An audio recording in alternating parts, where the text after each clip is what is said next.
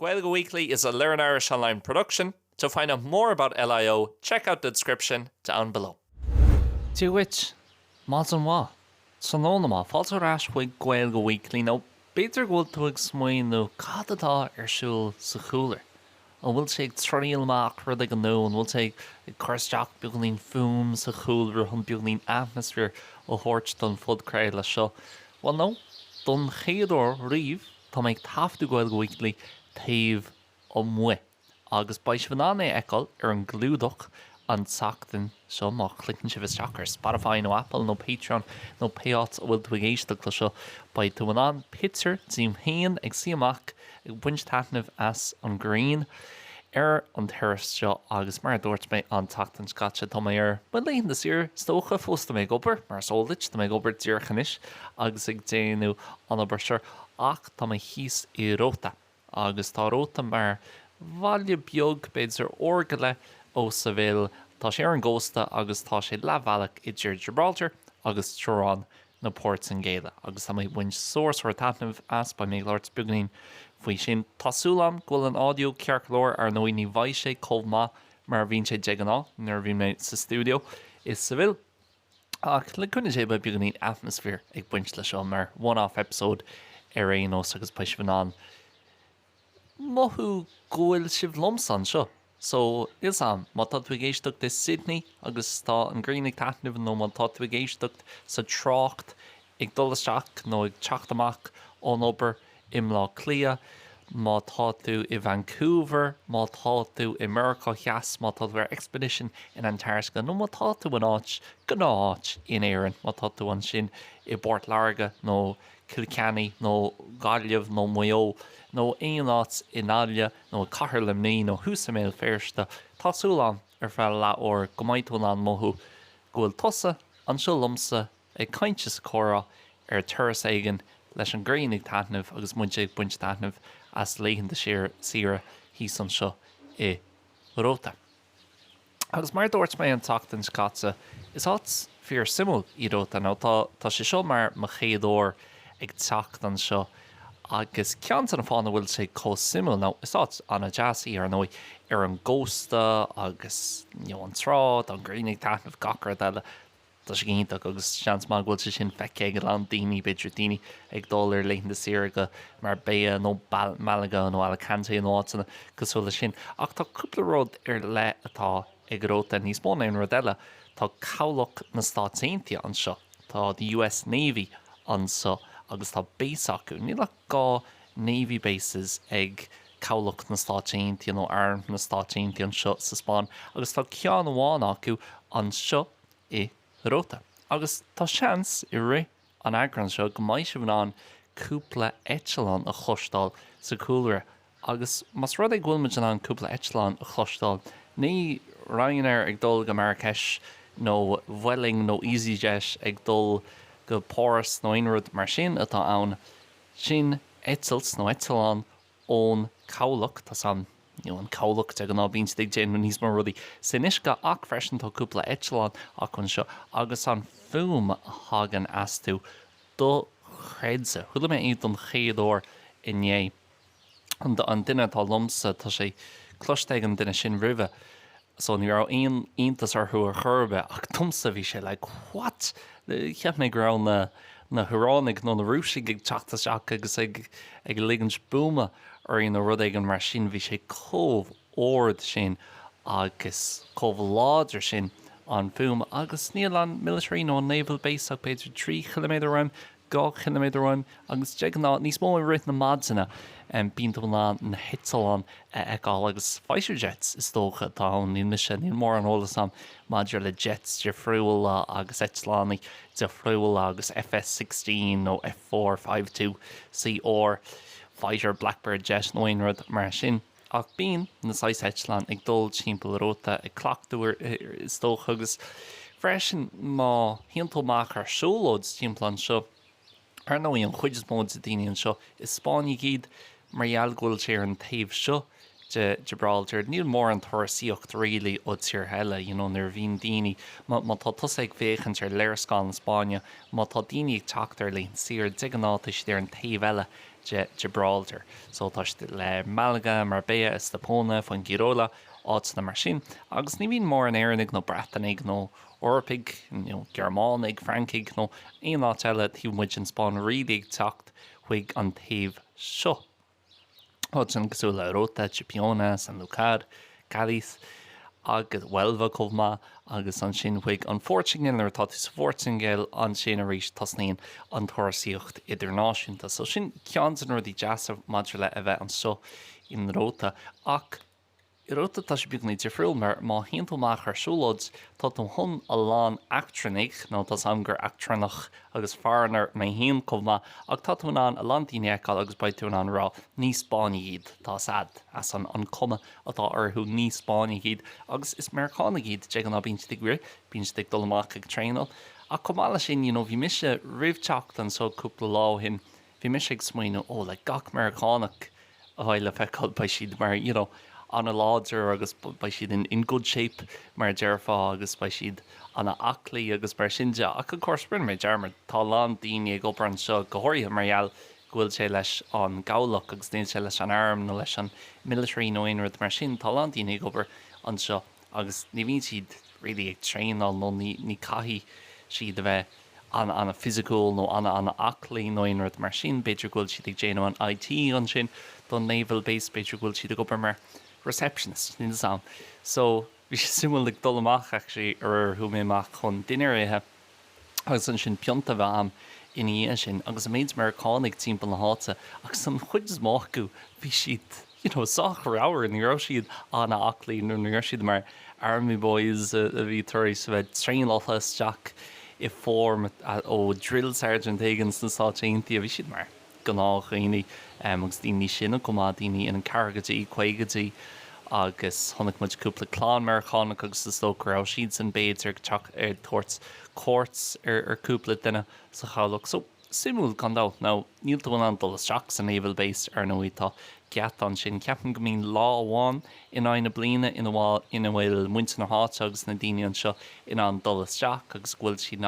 an béis eáil ach an chuid mód an bhliain ní bhíonn siad agus tá si fiú níos simúla mar dúirt mé teacht an scata cúpla seachtain ó hin dúirt príomhheara na Spáine Pedro Sánchez nach bhfuil cead ag na Americánig na básaí seo a úsáid chun rudaí a dhéanamh in Iorán agus inné dúirt sa nach bhfuil cead ag arm na Stát Aontaithe an airspace na Spáine úsáid an seo agus mátá siad ag eitilt chuig Iorán ní féidir le eitilt tríd an Spáin so is áit a bhín nuacht go minic certainly an naval base rain spéidir ní an áit sa bhfuil mise ag fannacht an seachtainach. Tá mé buint sóir taitnamh agus tá mé an seo leis an gréinnig taitnamh agus just go deas an brise bheith mar dúirt mé an teachtain scatsa bíonn sa anna cracailte is sa bhfuil I ri na cásca agus lán rudí ar siúil a lán rudí don aglas a cumála sin a lán céilúra agus bíon crack má ann nach domsa ní maith le mé numarcha daoine is na sráidna cumála sin an áit bhfuil mise a choní sa bhfuil tá mé dír canacha le sépel an bhór agus an na tábhaach agus mar dúirt mé an teachtain scate is fiú é cuairtochaí an ar Google nó ar YouTube ar cad a bhíon ar siúil is sa bhfuil I ri seachtain na cásca so tá mé fiú níosás le bheith seo agus réimeach agus mar chluiseann tú haon inis na haon na canú agus an gcuige séadú an gréinnig taitnamh agus gan mór an daoine bheith an so I gcumpráid le bheith is sa bhfuil agus an áit go háirithe an áit in achaile a cheach a bheith cracailte agus plódaithe go thomlan dubh le daoine. So mar eile sin tá mé fiú níosásta a bheith an sogus ba méid fannacht go dtí dánach na cásca. Agus sin rud ra méid smaoinú faoi comhma maidir le a bheith an seo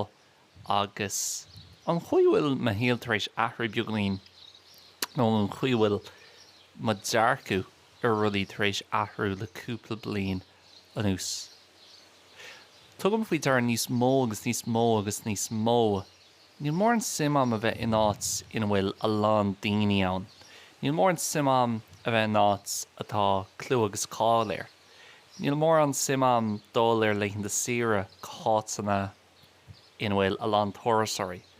Níl mór an simam an tomaí an éireann mar hampla, níl mór an simam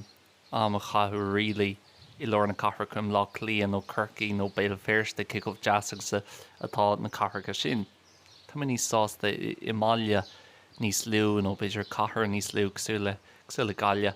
nó dtíire nóáit na Kilkenny, Port Largáit ag mar sin. Agus beidir just sin cuidste a bheith ag gaiirí beagganí ní sinna, I mean níl me sean ar churbe níl meach 25 ag casú 26 I gceann gá bhí ach sin rud an bhór gan dás bhfuil mé tar éis tuairt deara le cúpla mí nó cúpla bliain a nús. Fiú mas rud ag mín méid smaoine faoi sport, beidir 5-6 mlí nó hin. Bhí mé bhád níos gafa le sport a bhí níos cáúlags a bhín a lán daoine gafaló, cosú le soccer, cosú le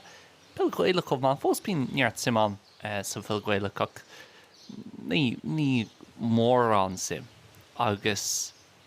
bhí simam I rudí cosú leis an rugby beidir or whatever ach anis tá mé bhád níos sásta mar hampla sim a bheith an is sport níos agus bheith an tana bhainteas lom hain agus gan a bheith ag dolasteach I gcóráta le daoine eile ag daoine chur ó chala ceaptú faoin cluiche seo nó chala ceaptú faoin gluthe sin agus mas muoinm faoi mar hampla ceann sinna sport cáúla a bhín sima go món tú na leitheanta seo sin Formula 1 agus F1 ach mas muoinm faoi F1 bhí mé ag rás ribh seo bhí mé ag rás ag san Oster in Austria cúpla bliain chuin 2022 agus bhí sig jazz agus bhfuin mé soir daithna agus gachart ach na leitheanta seo ní bheith mór an simam dul go rás. Agus an tréanáil agus a lán daoine agus ag dulhuiig an áit agus tá sé plódaíthe tá scúine lein ticéad cosnaín beor aigen €5 ag. Bheith mé bhád ní sásta just ag fécant ar an rás I cheach agus bheith an ma bhí a haon le chócracht agus beidir féchant le cara nó gó nó duine aigen eile. Beidir just sin mar dúirt mé a bheith gaiirí beagganí ní sinne agus ceapan gra mé ag labhairt faoi seo maidir le Oasis cúpla mé hin agus nachmhór mé ticetí fan an bhór de Oasis mé. Agus ní mór mé ticetí cúpla mí hin ar blian ó hin inis, Jesus blin go le ó hin inis bhí sé mí lumasa gábhils fé car bhí siad ar tíon nach rá do chuid sa kick of tapi agus a haon an tám. Ach ní mór mé na ticetí agus ag an amfhín beagnaí tímar faoi sin cinnte bhfuil a lán daoine géisteach agus bhí siad situation céine. Ach an sin an airí thu mé go gá tribúteachs is sa bhfuil de Oasis. Agus just an bheog, chosní sé beidir €10 le haon ticéad thu mé teach cheanna mé beor le mo chuid cóirte agus bhí mé géisteach leis an banna ceol seolfra orga le gá or agus bhí si duchreid bhí an tá arín maidir le bhí an dá tribúteachs anhá an dá ó a thuimiid. Ach ag ran céanana bhí mé smaoinú sin nach bhfuil mé cósáasta le seo agus tá sé an chungrach le cheach agus bheith an beor cheannach le gan áfráis agus ní chaim mé fannach de scúne agus má tá mé géirí dulg dín stromar leiris tá mé an dulg dín stromar leiris gan fannach de scúne ar fé nóméid agus just tá sé bhád níos éasca agus níos mó agus níos mó tá níon áit na lom nach bhfuil mór an daoine an tú. Tá níon áit na lom nach mín an nummarcha fum an tú. Ná beidir tá sé bhgéisteach leis an audio sin fótagréile seo agus ar gáilíonn tá neart fum san áit sa bhfuil tú tíircanis. Agus sin cear go leir. Ach ag leabhart faoi sin agus just chun brise a thógáil go tapí tá mé gobar i ri na seachtainna seo beagganí tá mar leinn de séach ag déanú beagganí obair ar an laptop agus ceann sin rudí ó bhfuil mé ag déanú obair ná chun cúpla updates na cúpla nua-thonrú a dhéanú ar an cuasaí atá agén ar learnirishonline.com. So nó den dearmid bín Gaeilge Weekly teachtamach siar an easca gach seachtain ach an fá ó bhfuil muid an é chormach siar an easca ná mar gheall go mbíonn daoine ag sína sús don bhailíocht le de membership ar Patreon ach go mála sin go mbíonn daoine ceannach cuasaí na cuasaí atá agén ar learnirishonline.com. Níl mé chun ladsran a chur ormh Madrilo mátá tú ggéir iad eáil agus mátá beidir simad síú sús agus cuasa dhéanana linn tá sé do bháil ar learnirishonline.com agus tá lán cuasaí difriúla an sin. Tá level up course, tá bun course a Gaeilge go tá aithne dúir chuna éigen tá gurí tosamach leis an Gaeilge go tá tú gurí na cuasaí a thuirt mar bhrontanas, beidir brontanas le breth lá nó leis Mother's Day an déanach le lá le Valentine inis ach beidir lá na hathracha ag teachta nús chomh ma I mí methimh tá sé bhanán é sin a dhéanamh vibe ar bith sé go learnirishonline.com agus sin seic ar cad atá ar siúl hall an sin. Ach, ag dul ar aspa an téime sin ag smaoine faoi a bheith nátainna agus bheith déanana rudaí nuair nach míon mór an rúla búlia agus nuair nach míon an nummarcha daoine agus mar sin de. Orintanta bí ag smaoinú, is even an bheith sa Spáin ach láigean tá mé gurí bugur ras go héireann beidir an cúpla bliain. Agus cin áit ar bhhaithlim bheith I mo chónaí ná seans ní bheith ní bhain seans an or ní bhain an deis an nó an ráha am chun an ráha sin I dhéana. Seans go mbeidh sé ógé dot an anseach I ceanna an seo nó áras anna cheanna an seo agus sinné ní léon ráha eilead. Ach dá méid an seans am, un teach nó un, ní teach ach un áit a fiocu timpeall an tíre. Éon éireann cin áit a fiochan agus tá sé an éis go rá, bhfuil bheith sé go deas bheith imlá clia bheith sé go deas bheith nália bheith sé go deas bheith whatever mar tá dú congrach le gacrad bín lán rudí ar siúil tá lán rudí le déanú ní hitsin tú isteach sa beidir small town mentality atá on éir an orint agus tá aithne ag gach den ar gach den eile orinttas rud má é sin ach freisin orinttas drochar é agus spiúganí an gnáiscéal agus an rud cíanna ag tarlú chuile seachtains na hátainna sin. Ach, tá sé simúil mar arís ag dul rasfuig an rud ra mé grán sin faoi buint taithna bheits a bheith in áit íorgúilta agus a bheith in áit le náidir agus mar chluisin tú inis na híana canú agus déanaan sé rud ag an ditrear dumsa ar aonos déanaan sé rud ag an dumsa agus churn sé mise ar ma thuúfnas go mór ar ma thuúfnas agus churn sé mise ag smaoinú I meallach go ganín friúil commágus just níos chill out am níos deise le daoine eile tá níos dearfaí gan dáis ach ag an am céine seo le cúpla lá tá man seo le gá nó trí lá nús agus be man seo go dtí dánach na cásca so seach an omláin ag deire na léhann siar seo agus tá sé chéntaach ach an méid sé go deasaí seo an bblion ar bhad an méid sé go deasaí seo fiú trí nó ceirvíd an bblion nó tríéis tamlan an méid sé an le dránach chugus an rud céine le mar hampla bheith I do chonaí an éireann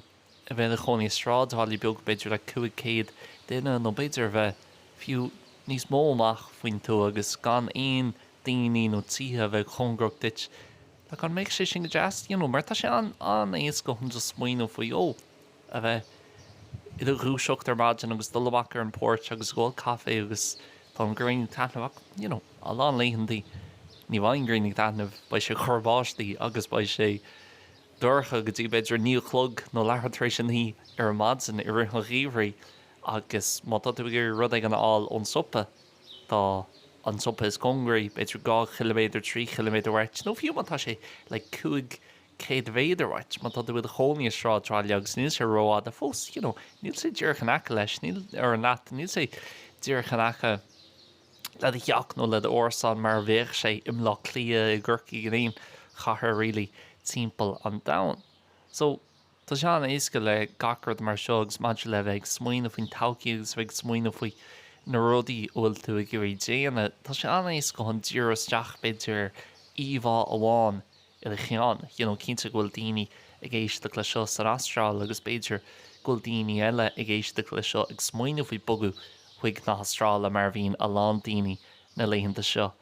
agus tá an íomhá sin a gin faoi tá mé an nobar chuig nó 3 clog ba an grínig taithna bhracha mé amach cúpla pionta agus an sin racha mé rasfuig má orasán agus ba sé bhád níos sir a chun an orsanáil hon sin nach cén duine ag éisteacht san Astráil tá a go ní bhíonn sé ddíorch mar sin nó ní cheapam ar aonos bhíonn sé go ddíorch mar sin bíonn sé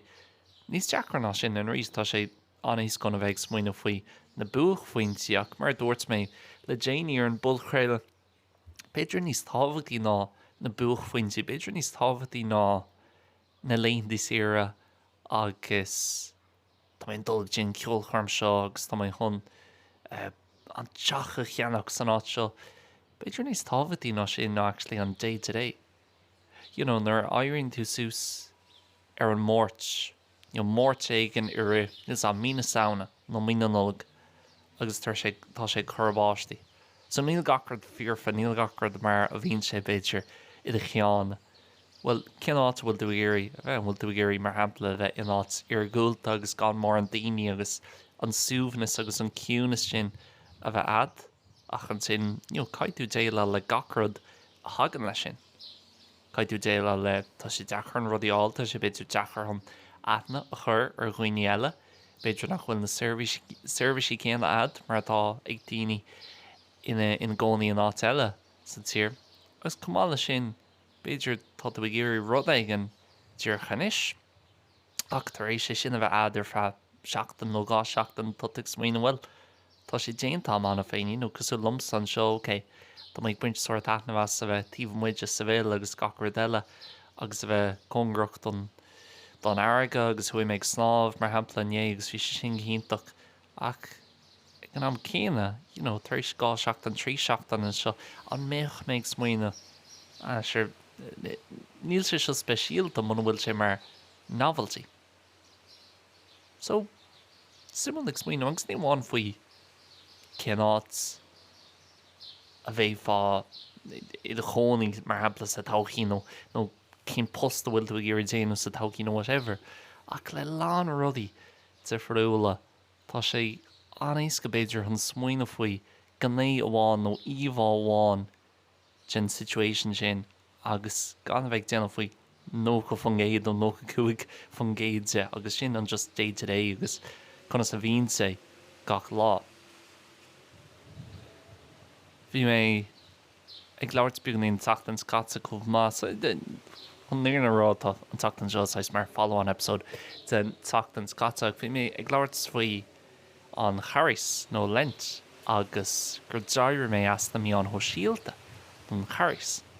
Agus ar nóí seachtain cáscan is tá ag teacht chuig deire an charis agus ba mé ná na mí an thoisialta úsáid rééis. Ní ra mé anna dín ar méon orintanta thuimisteach ar Instagram ar an laptop just an rud ag an dhéanamh don obair ach rinn mé ort gachóir a thuimisteach gan bheith fécant ar an newsfeed agus gan bheith ag scrollal agus gan bheith fécant ar scéaltaí an céad tab go bunasach a bhíon ad nuair atá tú ar Instagram ar an phone. So listen to me. Céad fan géad cearclóir le teachtarach de ceolú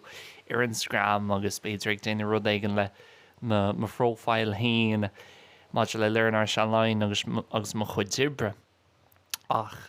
an rud a chun steachar an rud dúilteach ná bheith ag scroll ag dulasteach na trachttarachtaí ar post an eile agus ag léomh ríomhphosacha daoine ag caint le chéile i mbealach nach méid siad ag caint le chéile riomh sa fíorhéil. Tá rud ag an anna eisteach ar lína daoine caint le chéile i mbealach nach méid siad ag caint le chéile sa fíorhéil agus ag gléich annacha uafásacha agus tá sé le in áir sa fíorhéil dá gasfá leis an duine seo an bhfuil tú an rud céan an rá an nearfá an rud céan leis an duine sin cínsa nach nearfá. So tá sé anna an eisteach gohfuil sa normalisation agus gohfuil sé sin mar an gnáród ar líon an a bheith labhairt le daoine cóibh agus an sensationalism agus na tabloids is gachart agus tá lán dúiltas tá lán rud iontacha có má í le lán sem a chuid dibre lán learnirishonline bím ag déanú rud é ar na mí an thoisialta ag déanú rudí ar Instagram ar TikTok agus mar sinnte ach dúirt mé tá sé cearc leir é ágal ar mí nó mí go le agus ní ra méid chu mór an rudí an sin ar learnirishonline ar Instagram agus ar fin sure listen to cearc leir ba mé an leanint ráiles nar tá mé ráiseach is tócha na mí an thoisialta agus bheith casú níos luama ar an fón níos luama ar an idirlín tá sé sin beagnaí ceangail leis an rud céanna a dúirt mé maidir le tá níonn sé níos mó lom a bheith in áit gan mór an daoine tá níonn sé níos mó lom a bheith mar hampla i míán nó teachtarhanú nó caé nach bhfuil mór an daoine agus tá ciúna saon agus beidir just is seanar mé seanar ag fi goig blin díis ach bun is leis sin freisin mar an méid stimulation a aon tú as an fón a bheith ad I do lábha nó bheith ag féchann ar na míon ho síalta ar an fón nó ar an laptop chomh má. Like tá lán a lán rudaí I gceist leis tá tú Harlan rud seo Thailand Harlan rud seo san sáiltíontaí tá príomhhar na Spáine tar éis sé seo ará tá Mícheál Martin tar éis sé seo ará tá ag dul an áit seo tá an cluthe soccer seo arsúil agus an sin tráchtúirtaí ó gach den agus tá tú fécinn ar second amháin te físeán an sin second eile ortí puncaí tá ag dul seach an Netflix tá ag dul arásfuig Instagram an sin Facebook agus ní bhíon daoine go such Facebook gap nóir ní bhíon mór an daoine go such Facebook beidir na léon seo I gom práid le bliontóin ach TikTok or whatever Bíbo ach bín an méid sin ólais ag teachtasteach agus just ag déanú bombardment ar de cheann agus ní mé raomh chun léocht a thuirt do chuoine eile tá gach na siartham ar an thaon a dhéanú ach bhí sé chuirteach ormsa gan dáis agus maithí mar ríis just muoine faoi ní fiú é bheith cathón méinte ama ar na míon síalta agus tá tar éis soir tharbh agus soir taitnamh a bhaint as cehid léonanta dán carcha lá nó níos bó actually mar ní choiríonn na danig so níos bó nach carcha lá inis gan a bheith ar na míon síalta gan a bheith scrollál fiú gan a bheith ar YouTube Shorts agus a bheith scrollál ar YouTube agus just warnta agus a rí se bheith áitigin mar seo ba se bhín an eáil ar an glúdach ar an budchrail an tachtain seo. Just that tú muis an áidir agus limi bheith rós as hippie nó ró gáhan nó deep faoi seo ach tá tú muis an áidir tá na híana canú bín mis ag buint taitnahas mo chuide bra agus buint taitnahas amachach le mo cóide agus ruí mar sin agus just mínim cad eile tá bhaim ní chaim mé dul chuig ceolcarm le 8 míle duine ní chaim mé a bhearnar míon ho síalta gcónaí ní chaim mé bheith atla le gafa le mo chuid zibre ní chaim mé bheith in áit le lán daoine just chun rá bhí mé an imimecht seo agus bhí seanna cool nó beidir tá níos mó tolerance ag daoine eile chuig rudaí mar sin agus tá daoine an déile leis na míon ho síalta níos fearr tá daoine an déile le a bheith in áit le lán daoine a bheith ina gcónaí I gathracha níos fearr ach gan áit le blian anús na blian ó anús tá mis ag dul sa dro eile agus níl mé an déile lei sin agus tá mé just agus tá sin cear chlór ní mé bortha faoi sin agus just na mé bhád níos sásta agus bhád níos ar mar thuúbhnas gan an méid sin stimulation a bheith ag gcónaí ag teachtóga agus ag gcónaí ag chuirteachar chun an íorna ará agus gan ná an tachtain seo agus ar is just bugannaí níos mám siarbh am agus bheith an seo tíomhmuid a chathair dearm seo an saoil ach ar is dear mé sin beidir tar seachtain gá seachtain trí seachtain bheith me sin thuirse gas agus féic mé grá tá mé géirí bheith I lorna carach in áitéigen agus I áitéigen sú le nua áhach nó London tá sa bhfuil cear go leir mar tá sa bhfuil sách beag agus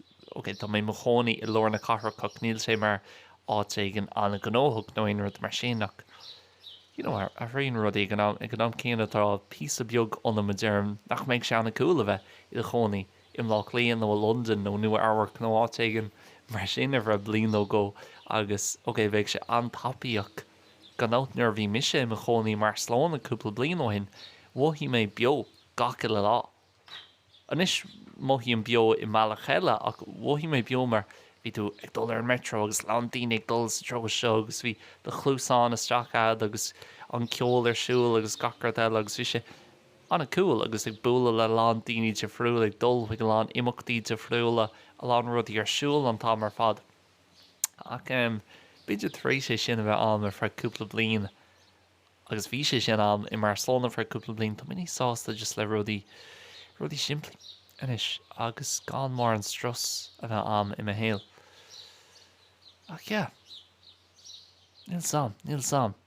EAGRÁN buganín eisteach EAGRÁN buganín ar fud na háta an tachtain seo agus mar dúirt mé tásúlam nach rá an audio rochon bhí rud eile scríbham an seo actually faoi AI agus beidir go si bh éistecht leis seo agus tá fi smaoinú cínsa gur fuail leis an lad seo AI. Ní maith leis a bheith ar na míon síalta, ní maith leis a bheith ag caháama le an numarcha daoine agus a bheith ag déanaíon rud a bhaine na numarcha le technoliaach nuair mar sin mar hempla agus mis ag tafliú an pean agus pápar os mo chóir agus tá ag scríomh cúpla focail agus cúpla nóta síos ní bhíon mé ag clóscríomh má tá mé anna dhéanú ar fián agus pápar is matlam is sin dhéanú. Ach actually tá mé anna gafa leis an AI agus ní mé gur gafa is addicted ach tá mé an intuis mar dear fá mar le tá níon sé go mórlam. Agus beidir go líntas agus beidir go líntas ormsa faoi sin ach le sé bhí nó bliain nús tá méid buintí úsáideas agus tá sé ceirú go mórlam le lán rudaí. A lán rudaí maid le learnirishonline agus ní tá sam gomíon daoine ag labhairt faoi AI I meallach anna chasta agus orintanta ag labhairt faoi AI automation for this type of process or this task or workforce or na buzzwords seo ach domsa rudí anna simplí ar nóid tá an copy a dheabhsú agus copy dhéanú níos fearr agus bíon mis ag scríbhil an copy le haid an si vigilín a comála sin donna míon ho síalta agus comála sin just chuirteach sunraí an gó nó mar ham le toirt learnirishonline.com chuig ChatGPT agus gur tóir trí leidm in géim bailach ó bhfuil mé an fios a chur ar an si vigilín seo. Agus cin chuúil mé an marketing dhéanam níos fearr agus mar sin déanú éis le episode 1 mo fudchréile agus sin inistom trí rud ba cheartm a dhéanú trí rud a dhéonthach an pudchréile ó bhád níos fearr. Rudí simplí sa le sin agus by the way tá sam gomín a lán daoine is rud conspóideach é AI nó intlacht hirirge sin an talamatá ar a scoil agus beidir go daoine éiste le agus tá tar cén fáil tú déanú an rud seo ar an rud seo na bí bhór imime chun Gaeilge Weekly a dhéanú le AI nó beidir ghfuil tú géistecht le go liam agus go liam atá déanta as AI dúrch inis ach nó na bhí bhórtha sin an fá bhfuil an fótó an green graph sin ar an clúdach an sachtan seo chun proof of life ó thuirt Steve Goldman so Goldman déanú an fudcréile gur an fior liam atá ann agus slóga sean scoil an íomhá sin an green graph sin déanta ó AI comh má ach an rudí actually móhiam gcónaí tá ráad nó ceapan ghfuil AI dangerous mna bhfuil ráad ach mar hapla mise chuteach ok trí rud chun an carla module mo ghnó a bheith níos mó agus an carú le níos mó daoine chun an Gaeilge a ólam. Tugann sé cúpla mulla domsa agus seans gohfuil ceann nó cho nó beidir ga ceann acu go hena seach man tá ceann amháin go má an sin tá mis sin anna sin úsáid agus scóirthe duine sú lumsa mar nach mín méid obair le daoine eile mar ghfuil mé im éonar ag learnirishonline. Ní bhíon mór an seans na agam chun smaointe eile chustal agus sin a rud you don't know what you don't know. So I gcónaí bíonn sé teach sús le rudaí tar friúil agus dearm ní raibh méid smaoine faoi sin is smaoine iontach é sin ar sin blind spot a bhí agam agus ní amháin le sin a ceapan le lán rudaí mar hampla éis ag dul aspaig beidir an áit bhfuil tú i de chónaí agus let's say muna tú sásta leis agus bhí tú ag géirí bóga bhíchtú an chuteach ok inas dom cuaig sráidhhaile nó cuaigháile in éan atá sachhiún níos lúna ceirmhíle duine tríomhíle duine agus tá tíhe le fáil acu níos lúna whatever price agus le lán rudí mar sin just search engine atá ann nó duine éigen atá an féchan ar rud nó go immeach tar friúil so actually bin mis ag buint sóir úsáid as GPT agus ag úsáid almost in áit Google é go minic fe sé simú an féchant an bhfuil Google searches tar éis dul beidir níos lú agus bheith níos ís le is sé giompráid le cuaig nó de mlíú hin margheallar gus margheall go mín orta nuair atá tú ag géirí rud ag an allamach just bíon tú ag déanú cuairtú ar AI agus ar ChatGPT nó Claude nó rud ag mar sin tá sam go mín an conspóteach ní chuirde mis an smaoine seo go maion da go chum an tíorfriúlaí an temlína margheall ar AI ach ar nóí tá sé an dachar do rá ach domsa just céim eile atá ann bhí an rud céan á cín leis na míon ho síalta dúirt gach duine gur an míon ho síalta an gachrod ahrú agus well. Tá saoil mar an ggéine really, you know? Irene tú ar madsin, bín breakfast ad, bín cafe ad, tas nín tú ag obair, tar sé sin, gin tú mac, gin tú buganín siopardort, gin tú buganín acliocht, whatever. Agus sin é, gin tú chulle. Dúirt daoine rud céanna faoin idirlín agus rís, ok, tá idirlín tar éis neart rud é ahrú gurlí. Ní mór an difriúil. You know, tá sé mór les an saoil céanna bhí daoine fiche trocha carcha blian ó hin. I mean, fós bín tú ag obair, olún gahína, fós bín tú i do chulle ar na híthe, bín tú i casla daoine eile, hon dul amach agus duine hon rud ag an ól, hon dul ar lein de sira cúpla óra beidir in aine bliana. Ok, bín daoine ag obair imeach difriúil, bín daoine ag